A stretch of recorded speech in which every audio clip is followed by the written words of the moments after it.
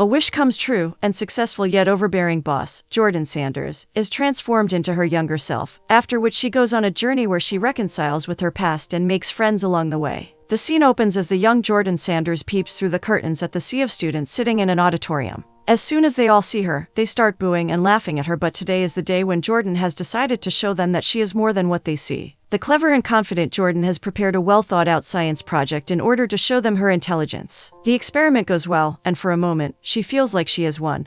But her victory only lasts a minute. One of the bullies gets up from her chair and messes up Jordan's project, resulting in her falling off the stage. Bruised Jordan's wheelchair is being pushed by her parents when she wishes that she was another person. Her parents hear this and advise her to stay strong, as one day, she'll probably become successful, and will be above all of them. Unbeknownst to them, that was the day when Jordan decided to be a bully when she grew up. Years since that day have passed, and Jordan has become the owner of her own tech company. She resides in an auspicious and modern apartment where she is the queen. Jordan wakes up but is instantly annoyed when she sees that her slippers aren't where they are supposed to be, and that's when she asks her visual assistant, Homegirl, to call April. April, Jordan's assistant, is the complete opposite of her boss. She is kind and considerate, but ultimately pays the price for being nice by getting bullied by Jordan. She is peacefully in the middle of her meditation when a call from Jordan spoils the only free time she gets in the day. Jordan scolds her for not doing her job properly and even forbids her from sleeping when she is calling her. Nevertheless, April ignores Jordan as she is used to her bickering at this point and makes her way to the office. Jordan suddenly realizes that Trevor, the guy she spent the night with, is still here. Trevor is a nice guy, but Jordan isn't here for any commitments. She slowly walks into the kitchen and instantly gets mad at him for not leaving earlier. Jordan has built walls around her and wouldn't let anyone through. Trevor tries to reason with her but instead gets pushed out of her apartment.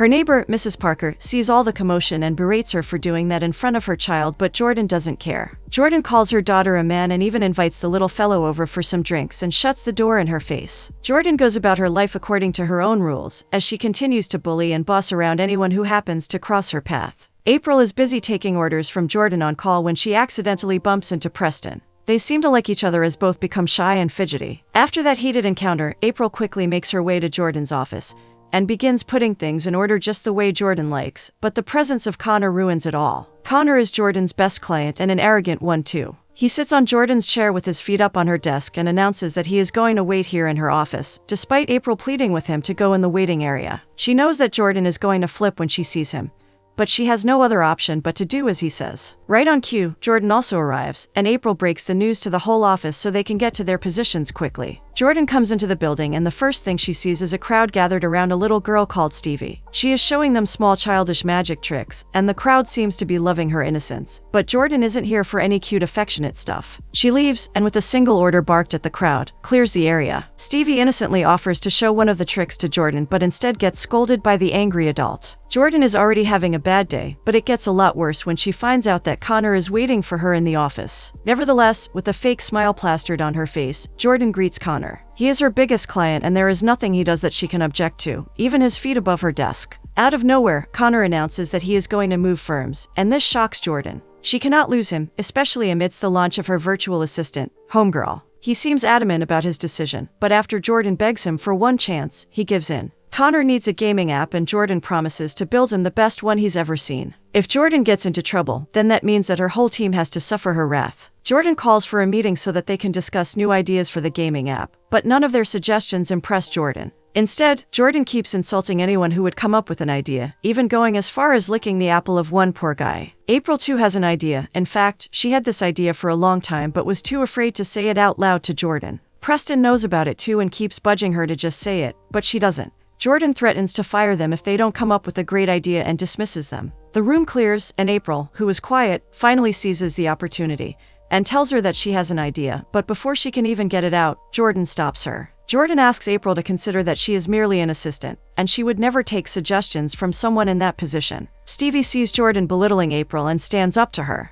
April has always been nice to Stevie, so she doesn't understand why anybody would be so mean for no reason. Jordan explains that she suffered from people mocking her when she was a child, so when she got big, she made sure that she was the one bullying and not the other way around. The little amateur magician, instead of backing down, takes out her magic wand and makes a wish. Nothing happens instantly, but Jordan feels something she can't explain. She orders April to throw Stevie out while she keeps screaming at the rest of her employees. The next day when Jordan wakes up, it turns out that Stevie's wish was actually granted. Jordan is little. She is back to her younger self but is still unaware of this fact. Unknowingly, Jordan starts her day like she always does, but this time, something is different. She comes out of an elevator and pushes the boy just like she would do every other day, but this time, he pushes her back. She lets it go, thinking she'll take back her revenge later, but when she tries to cut in line for a coffee, everyone insults her and calls her a child. She takes a look at her reflection and that's when she finds out that something is very wrong with her. Seeing a child running around with expensive adult stuff, people call a security guard. But Jordan manages to dodge them and runs back to her apartment.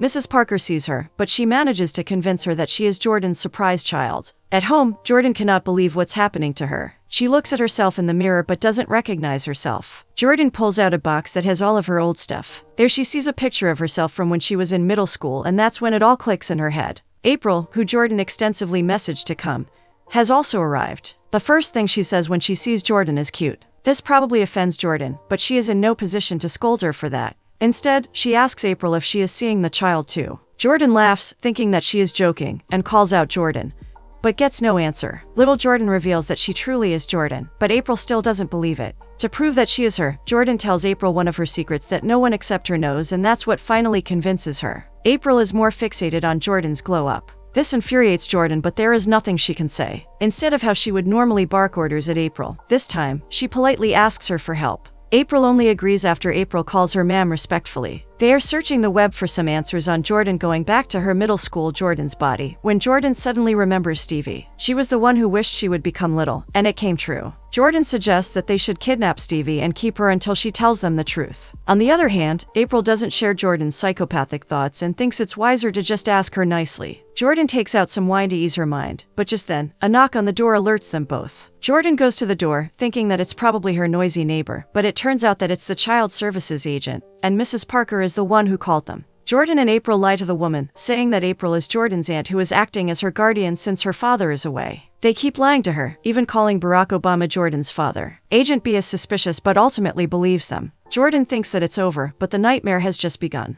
Agent B orders April to enroll Jordan in the school, or else she'll go to jail and put Jordan in foster care. Moreover, the school assigned to her is just not any other school, but the same middle school Jordan went to in her childhood. Jordan has to go to school, but she also cannot leave her company. She asks April to be in charge till she is gone, but April has one condition. She will do it only if Jordan promotes her to the creative executive position. This is the last thing that Jordan wants to do right now, but she gives up, knowing that there is nothing else that she can do. Vince, a valet at her building whom Jordan has also bullied before, is hesitant to give them the keys, but April makes up a lie that this is Jordan's niece, and he agrees. The ride to the school is horrible as this is April's first time driving such an expensive car. Nevertheless, they make it out alive, but just a glimpse of Jordan's old middle school brings back all the horrible memories from the past. She refuses to go, but April has had enough. April drags Jordan out, and when she still refuses to go, April decides to whoop her, the old-fashioned way. Jordan proves to be an equal and worthy opponent as she successfully dodges all her attacks. In the end, April manages to distract Jordan with her designer bag and takes back control of the fight.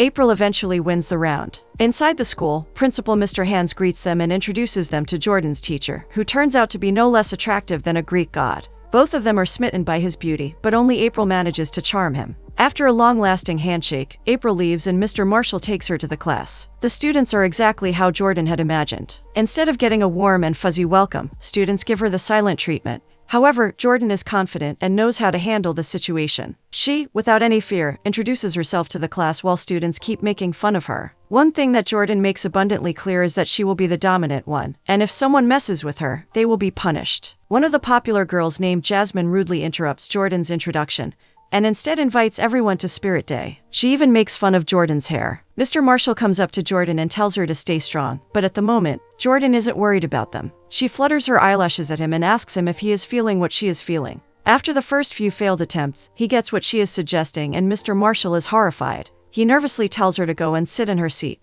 Jordan complies as he is the teacher and she is the student, but not before she calls him Mr. Hard to Get. At lunch, students come and stick straws in Jordan's head without her even knowing. She looks into the sea of children sitting in the cafe and becomes nervous. As she begins to walk towards them, all the students start laughing. Jordan ignores them and tries to sit at different tables, but all of them refuse her a seat. She is marked for bullying and no one wants to be associated with her. When all hope seems lost, a group of outcasts offers her a seat at their table. With a hair full of straws, Jordan joins and thanks them for saving her from further embarrassment. They all share why they were outcasted and Jordan can see why. Turns out all of them have hidden talents. Isaac, who normally stutters, can sing perfectly. They are hopeful that once they show their talent in the pep rally, everyone is going to accept them, but Jordan knows that it's not true. She used to think the same when she was their age. Raina, one of the outcasts, takes out a straw stuck in Jordan's hair. Jordan, enraged by this, stands up and calls out the people who did it, but instead, everyone laughs at her. Jasmine and Co smirk at her, indicating they were the culprits. Moreover, they have also started making fun of her over the internet.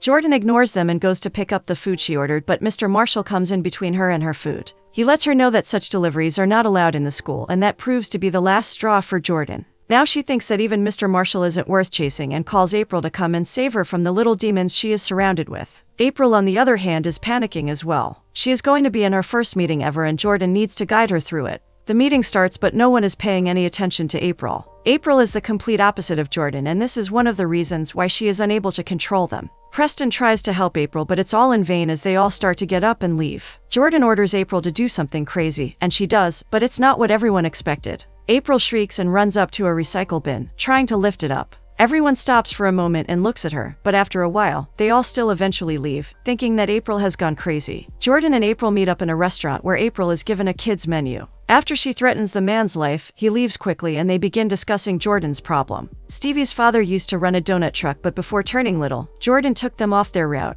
Now they have no way to find where little Stevie is, but April is still looking into it. Jordan and April bond over the topic of men as April tells Jordan that she is the boss and no man should be able to hurt her. Jordan is insisting on a sip from Jordan's wine, and when April refuses, Jordan starts causing havoc in the restaurant. Everyone is shocked to see a little child sitting at a bar and singing. A girl accuses April of not being a great parent, and to prove her wrong, April too starts singing with Jordan. While the other people listening to their voices suffer, they have a great time together. April goes to drop Jordan off, but after Jordan insists that April stays the night, she agrees. April is braiding Jordan's hair, and in the tenderness of the moment, Jordan opens up to April. She tells her that when she was a kid, she tried making friends, but whenever she would do so, she would always get hurt. That's why she stopped caring about other people. She never gave other people a chance to attack her because she would always be the one to attack them first. It hurts less this way. As they are talking, Trevor enters Jordan's apartment and the homegirl senses it. The lights are dimmed and suddenly a song starts playing. They both turn around and see Trevor dancing seductively while he rips off his shirt.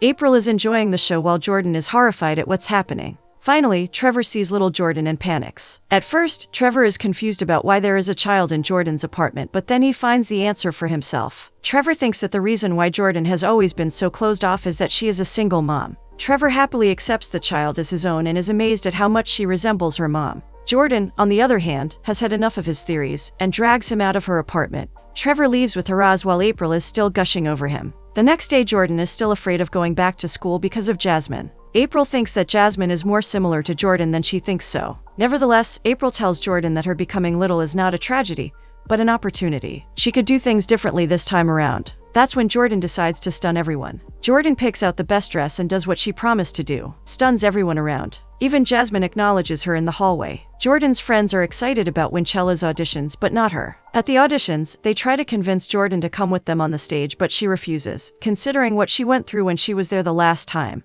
Isaac goes on the stage, but due to nervousness, cannot even get a word out. Jasmine is the one judging the acts, and as soon as she sees him stuttering, she tells him to get off the stage while making fun of his speech. Raina and Devin run onto the stage to help him out. Instead of blowing them away like they planned to, their dance proves to be awful. Surprisingly, Jasmine tells them that they are in. But nobody understands Jasmine more than Jordan. Jordan tells the kids that Jasmine only did that because she is going to embarrass them more in Winchella, but they don't listen to her. Jordan thinks that now the only way to save them is by showing others that they are better than them. She takes them to her apartment and the kids cannot believe how rich she is. Jordan's plan is simple. Let the other kids know that they are the best group and they are missing most of the fun by not hanging out with these kids. Homegirl sets the mood by playing fire music while the kids get a makeover. They post videos and pictures of themselves having fun, and it seems like their plan is working as they get more and more likes. Jordan tells them to forget Winchella and seeing all the glitter around them, even the kids agree. They leave happy and satisfied while Trevor walks out of the elevator with toys. Seeing him there, Jordan invites him in. On the other hand, April is nervous about the next pitch meeting, but Preston encourages her to do her best. He advises her that the only mistake she is making is trying to be like Jordan when she can do this perfectly while being herself. Hearing this, April gets all the motivation she needs and gets inside the meeting room. This time the meeting is actually going well. Every employee feels like they were heard.